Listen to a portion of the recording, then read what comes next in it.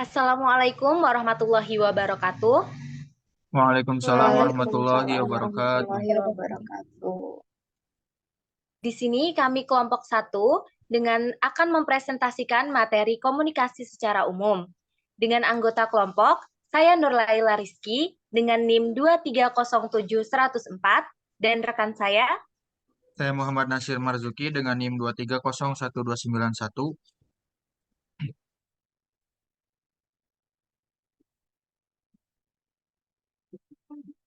Dan saya Yohana Cecilia Tita Asmara dengan NIM 2306225.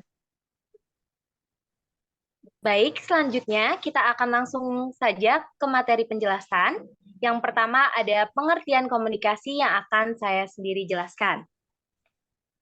Komunikasi dalam bahasa Latin biasa disebut dengan communicare, yang artinya berbagi atau membuat umum. Komunikasi didefinisikan sebagai proses memahami dan berbagi makna.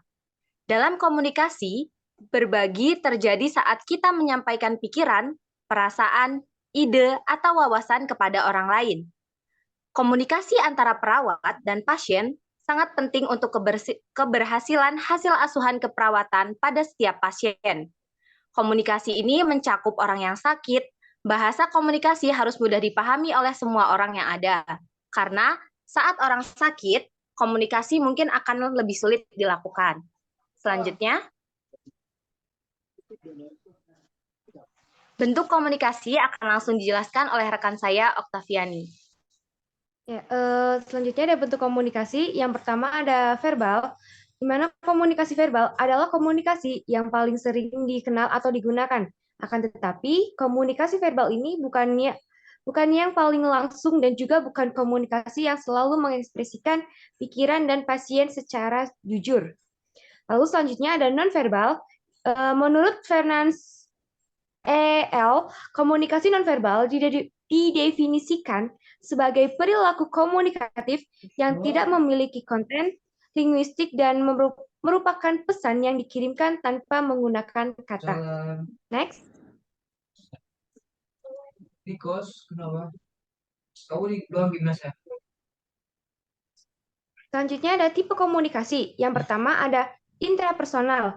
Menurut Vygotsky tahun 1992, sehubung dengan self-talk, para psikolog pada awalnya menggambarkan pembicaraan batin dan pribadi dalam konteks proses perkembangan, termasuk keterkaitan antara berbicara dan berpikir.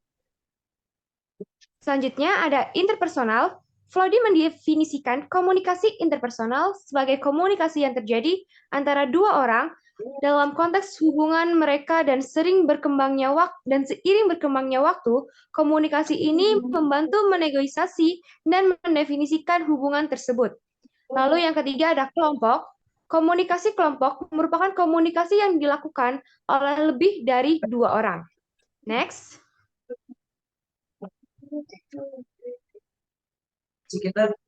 Selanjutnya berdasarkan tipe, yang pertama ada tipe interdisipliner atau komunikasi interdisipliner merupakan komunikasi yang melibatkan keterampilan menulis, berbicara, visual, pemikiran kritis, dan penelitian di berbagai profesi, posisi kepemimpinan, dan lingkungan. Lalu yang kedua ada terapeutik, di mana terapeutik ini meningkatkan akurasi diagnosis, mengidentifikasi emosi pasien, dan menentukan tindakan terapeutik terbaik, pengambilan keputusan kolaboratif dengan pasien, dan meningkatkan identifikasi persepsi dan kekhawatiran pasien seputar diagnosis dan pilihan pengobatan. Oke, yang selanjutnya ada menurut perilaku. Yang pertama ada komunikasi formal, di mana komunikasi formal adalah komunikasi yang mengalir melalui saluran resmi yang dirancang dalam bagian organisasi, terutama lembaga resmi pemerintah. Yang kedua ada komunikasi informal, di mana komunikasi informal adalah komunikasi yang berlangsung tanpa mengikuti aturan yang berlaku, atau dengan kata lain tanpa adanya hierarki yang berlaku dan tidak mendapatkan aturan resmi, dan juga tidak berpengaruh terhadap kepentingan organisasi yang bersangkutan.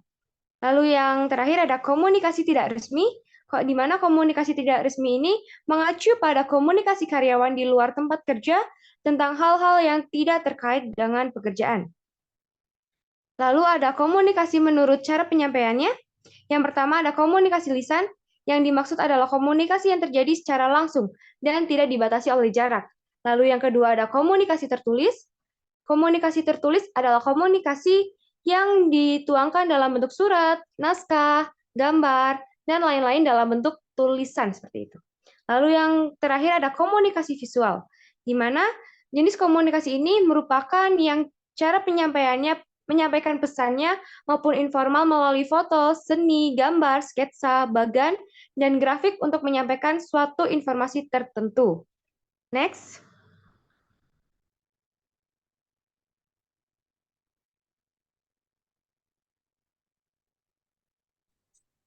Selanjutnya, komponen komunikasi. Yang pertama ada pengirim. Pengirim berperan untuk memulai komunikasi. Untuk berkomunikasi secara efektif, pengirim harus menggunakan teknik verbal dan nonverbal yang efektif. Berbicara atau menulis dengan jelas, mengatur poin-poin agar mudah diikuti dan dipahami, menjaga kontak mata, tata bahasa yang tepat, dan memberikan informasi yang akurat. Pengirim harus mempunyai pemahaman tentang siapa penerimanya agar dapat memodifikasi pesan agar lebih relevan. Yang kedua ada pesan. Pesan merupakan elemen paling penting dari komunikasi efektif. Sebuah pesan bisa datang dalam berbagai bentuk seperti presentasi lisan, dokumentasi tertulis, iklan, atau sekedar komentar. Dalam komunikasi dasar, jalur dari satu titik ke titik lain mewakili pesan pengirim yang sampai ke penerima. Pesan yang disampaikan belum tentu sesuai dengan keinginan pengirimnya. Pengirim harus menyusun dengan pesan dengan hati-hati, tetapi juga mengevaluasi cara-cara di mana pesan tersebut dapat ditafsirkan. Yang ketiga ada saluran. Pesan berpindah dari satu titik ke titik lain melalui saluran komunikasi. Ada banyak saluran atau jenis komunikasi, mulai dari ucapan hingga radio, televisi, situs internet, atau sesuatu yang tertulis seperti buku, surat, dan majalah. Setiap saluran komunikasi memiliki kelebihan dan kekurangannya masing-masing.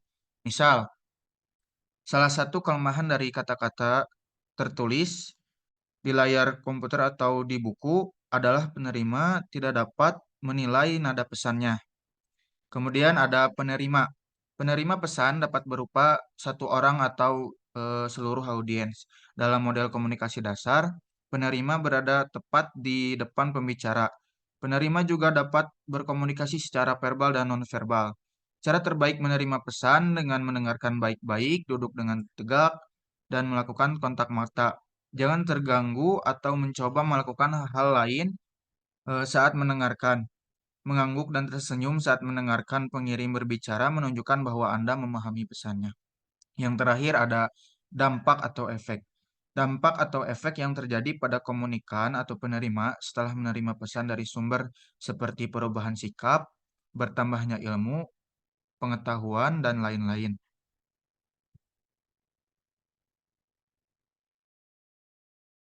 Selanjutnya, tujuan dan fungsi komunikasi akan dibacakan oleh Saudari Yohana. Kepadanya dipersilahkan. Oke, selanjutnya yaitu tujuan komunikasi. Yang pertama yaitu memberikan informasi. Komunikasi mempunyai tujuan untuk sekadar memberikan informasi terhadap hal-hal yang belum pernah diketahui. Kita hanya perlu memberikan informasi yang jelas dalam berkomunikasi. Beberapa orang sulit untuk mengerti tentang informasi yang didapatkan, hanya karena cara penyampaian informasi tersebut terlalu bertele-tele dan membuat seseorang menjadi sulit menangkap informasi apa yang disampaikan. Keterampilan memahami dengan baik juga harus ada dalam setiap pribadi masing-masing. Apabila informasi telah diberikan dengan baik dan jelas, tetapi sang penerima tidak memiliki keterampilan dalam memahami informasi dengan baik, maka informasi tersebut tetap tidak dapat tersampaikan dengan baik. Lalu tujuan komunikasi yang selanjutnya yaitu mengubah keyakinan, mengubah cara pandang atau keyakinan. Nah, pada tujuan kali ini yang lebih ambisius dalam berkomunikasi, yaitu mengubah cara pandang seseorang terhadap apa yang mereka ketahui atau mereka percaya. Mengubah cara pandang seseorang merupakan sebuah tujuan yang baik dalam berkomunikasi. Dalam hal ini, sangat penting untuk berbagi informasi dan memberikan manfaat bagi masyarakat agar mereka dapat membuat keputusan berdasarkan informasi yang mereka dapatkan. Selanjutnya, yaitu tujuan mengubah perilaku. Salah satu dari tujuan berkomunikasi adalah untuk mengubah perilaku masyarakat, memberikan informasi keinginan agar masyarakat berhenti dari kebiasaan buruk, seperti merokok dan begadang, dengan memberikan informasi terkait efek buruk yang akan terjadi apabila masyarakat tetap mengulangi kebiasaan buruknya. Selanjutnya yaitu fungsi komunikasi. Yang pertama yaitu kontrol. Fungsi komunikasi yang pertama adalah sebagai alat kendali atau alat yang mengontrol suatu perilaku atau tindakan. Dengan adanya komunikasi, maka sebuah tindakan atau perilaku akan lebih mudah dikontrol. Yang kedua yaitu motivasi. Komunikasi dapat menumbuhkan sebuah motivasi dalam diri seseorang individu. Apabila komunikasi tersebut menyampaikan sebuah informasi tentang apa yang harus mereka lakukan, apa yang akan mereka capai apabila melakukan hal baik tersebut, bagaimana mereka dapat meningkatkan kemampuannya apabila kemampuannya berada di bawah standar, memberikan penghargaan terhadap apa yang telah mereka capai. Selanjutnya yaitu informasi. Komunikasi merupakan sebuah sarana untuk seseorang bertukar informasi, ide maupun pemikiran, entah itu dengan individu, kelompok, maupun komunitas. Agar sebuah informasi dapat tersampaikan dengan baik, komunikasi memerlukan sender yang dapat melakukan komunikasi dengan baik. Selain memerlukan sender, sebuah komunikasi juga memerlukan pendengar atau penerima yang dapat memahami atau menerima informasi yang disampaikan dengan baik. Boleh slide selanjutnya?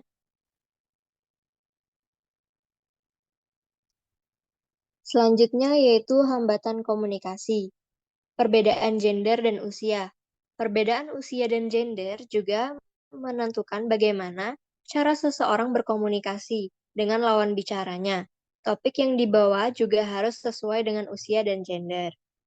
Yang selanjutnya yaitu perbedaan budaya dan kultur. Kebutuhan komunikatif dan cara mengekspresikan emosi itu berbeda-beda di setiap budaya dan agama. Pengetahuan perawat yang memadai mengenai budaya, bahasa, adat istiadat, dan kepercayaan pasien dapat membantu mereka berkomunikasi dengan pasien tanpa prasangka atau prasangka apapun. Boleh selanjutnya?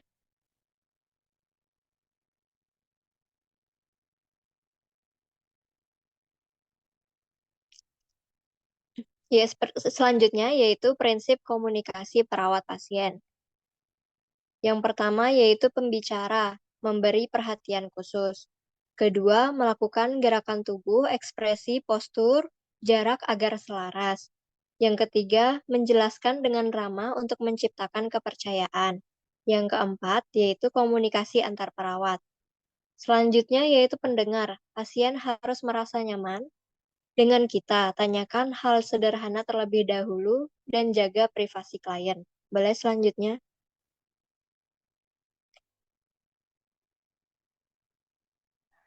Baik, itu saja materi yang dapat kelompok kami sampaikan.